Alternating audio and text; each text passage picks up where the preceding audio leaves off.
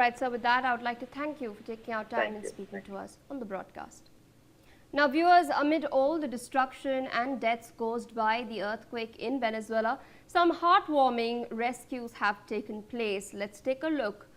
Now, in a dramatic moment of hope, rescue teams in Venezuela have pulled a woman alive from under tons of rubble after the twin earthquakes.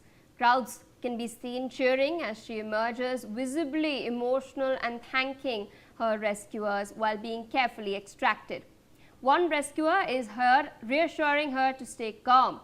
Her survival, of course, brings tears and applause from onlookers in this powerful scene of human resilience. Even the smallest lives are being saved.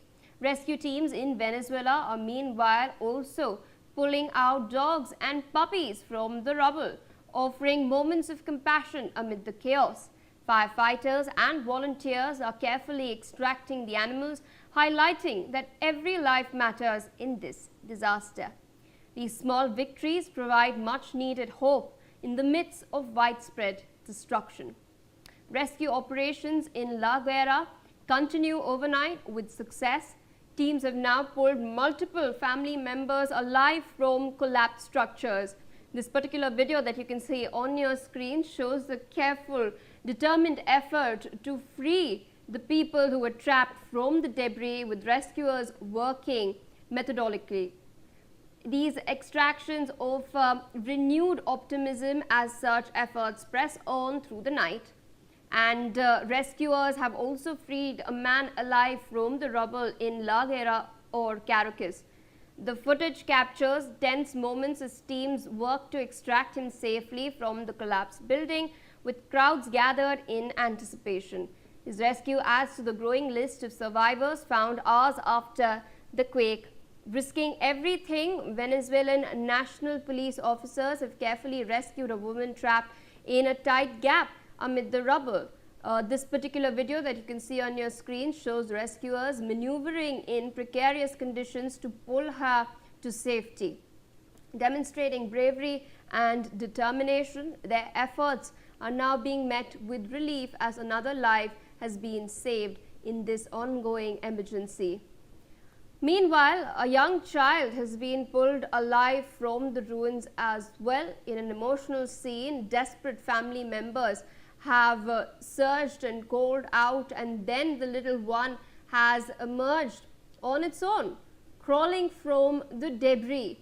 This reunion has brought overwhelming joy and tears, and of course hope, and symbolized the unbreakable spirit of survival. You can clearly see the baby being pulled out. Remember, the crucial 72-hour period of rescue and relief efforts is of course still underway, but that is the critical time that these teams have to save as many lives as possible that are still trapped under the rubble, that are still trapped in the debris.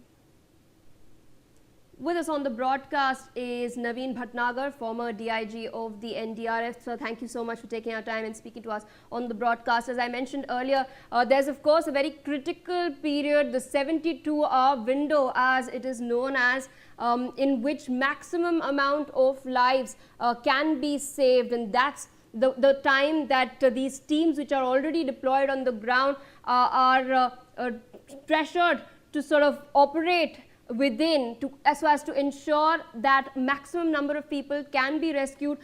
Yes, there are a large amount of people that have been trapped. The death toll also continues rising, but in the midst of everything, we're learning of these rather heartwarming stories of rescue efforts yielding fruit.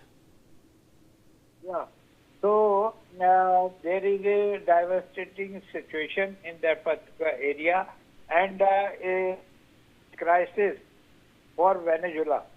Already we are late. We are means the rescuers are late, and as per the norms, as early as the rescuer approaches there and to save the life of the people who are under the trap of this debris, so they can achieve the target.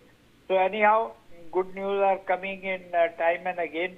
So, because in debris there are chances of air pockets. If somebody is in the trap with the air pocket, so he can be survived. But some effort the insider people should do, some effort from outside our rescuer should do, or moreover the equipments required for that, because they should have the life locator system, which they don't have. Because with the help of life locator, they can save the maximum people. Second one is sniffer dogs. They should take the help of the sniffer dogs, which they are failed. So anyhow, still now there are chances to save the life, because in debris, it is very difficult to rescue the people, because maximum building material is the dangerous, because if somebody go inside, so he will be trapped.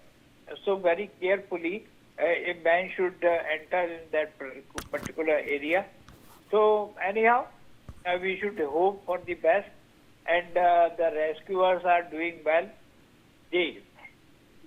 All right, so with that, I'd like to thank you for taking our time and sharing your insight with us on the broadcast.